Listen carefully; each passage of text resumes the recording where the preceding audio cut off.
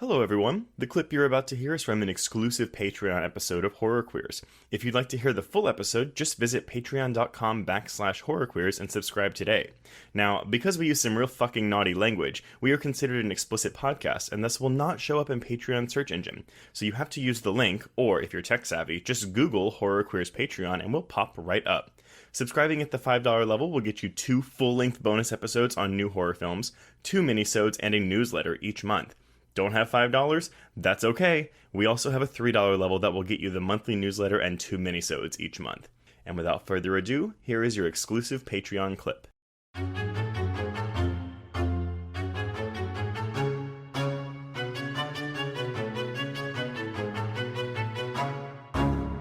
God, I loved it. I'll send you a copy. Bam! Bitch went down.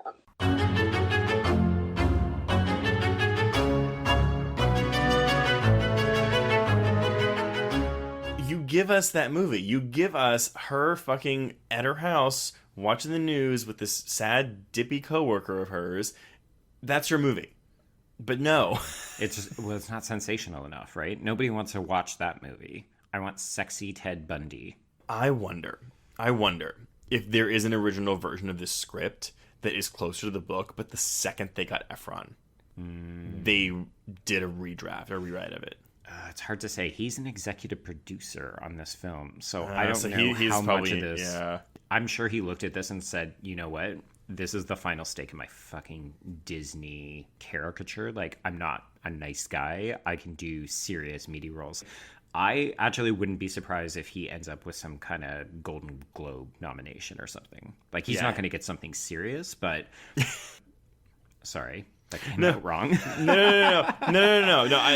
He's not going to get an Academy Award nomination, but I can see him actually getting awards attention. I know what you're saying, but I just want to clarify for listeners. Listeners, Golden Globes are not taken seriously by anybody. No, because they're voted on by 72 people. And it's journalists, right? It's not even like it's a Hollywood foreign press. Yes. And they just love, like, they're star fuckers. So they love big names. So for them to be able to say, ooh, can we get Zac Efron to come to this year's ceremony? Yes. Like Johnny Depp got nominated for The Tourist. I'm fairly certain Meryl Streep got nominated for Mamma Mia.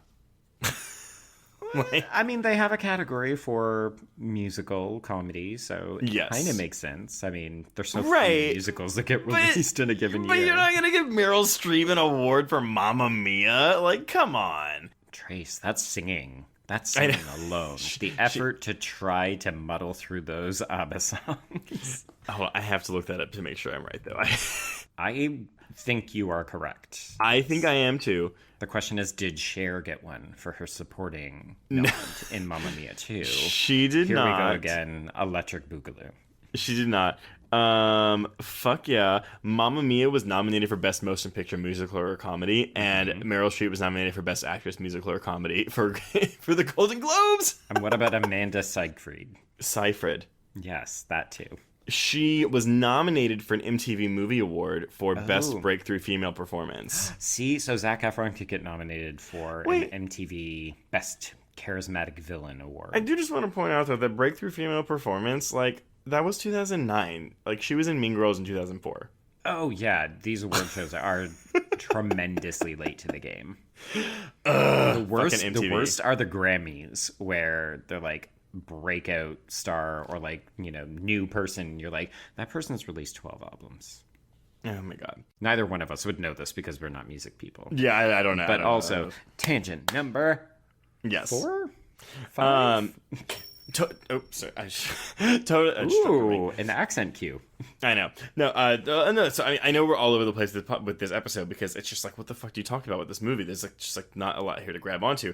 But I did towards the end of my notes in that final scene, I wrote when he's looking at Liz and he has the one tear going down his face. I just wrote in all caps, acting.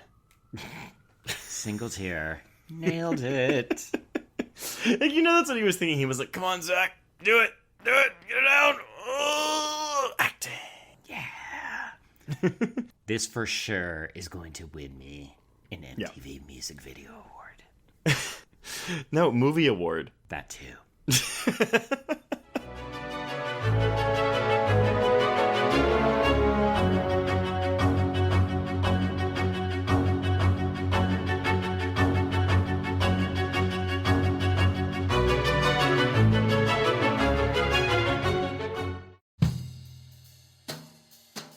Get in, losers. This is the Lady Killers, a feminine rage podcast. I'm Jen. I'm Sammy.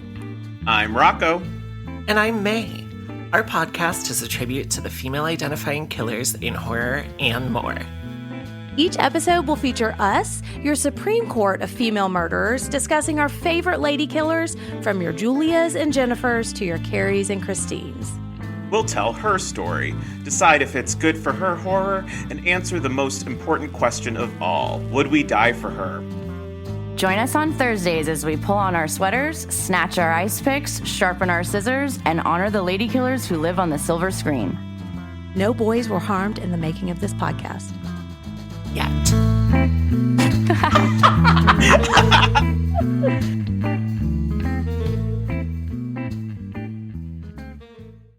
It was late in the afternoon when the professor and I took our way towards the east, whence I knew Jonathan was coming.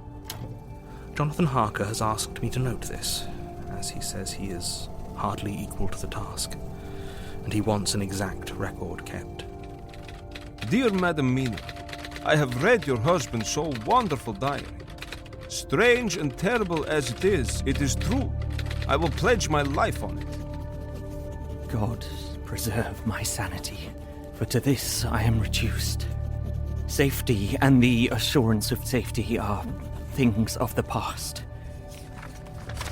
I am in hopes that I shall see more of you at Castle Dracula.